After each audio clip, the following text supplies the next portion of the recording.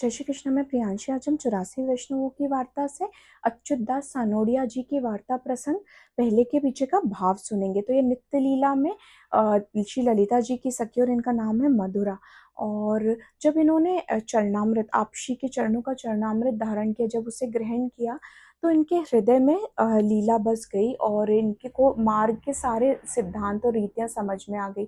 जब उस चरणामृत को इन्होंने नेत्र पे लगाया तो ये हमेशा दिव्य दृष्टि भी मिल गई और हमेशा ये लीला को देखते रहते थे।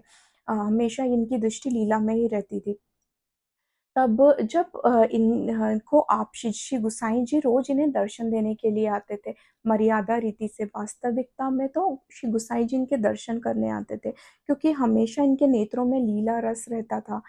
क्योंकि ये लीला में, विरह में, उसकी वजह से ये रोते रहते थे, तो इनकी लीला का ही रस रहता था उसमें। तो श्री गुसाई जी इनके दर्शन करने आते थे और इनके उनके नेत्रों में, श्री अच्युतदास जी के नेत्रों में श्री गुसाई जी को आप श्री महाप्रभु वल्लभाचार्य जी के दर्शन देते थे, होते थे। और फिर ये जब श्री गुसाई जी आते तो उनसे सारे मार्ग की रीतियां पूछते, श्री गोवर्धन धर की लीलाएं पूछते, और जब श्री गुसाई जी बताते तो बड़े प्रसन्न होते। फिर जब गुसाई जी राजभोग धरने के बाद इनके पास आते थे तो ये गुसाई जी को बताते थे कि आज गोवर्धन धर ने ऐसे कोई सामग्री आरोगी, या फिर ये चीज श्री गोवर्धन धर को बड़ी प्रसन्न आई। और जब ये गुसाई जी इनकी बातें सुनते थे तो गुसाई जी भी बड़े आनंदित होते थे।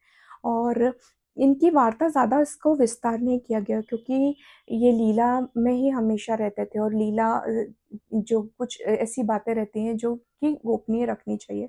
जिस तरह की श्री सुबोधिनी जी के कुछ अंश ऐसे हैं जो हमें प्रयत्न पूर्वक गोपनीय रखना चाहिए, तो उस तरीके से इनकी ज़्यादा वार्ता को प्रकाशित नहीं किया गया है। जय श्री कृष्ण। श्री वल्लभाधीश की जय।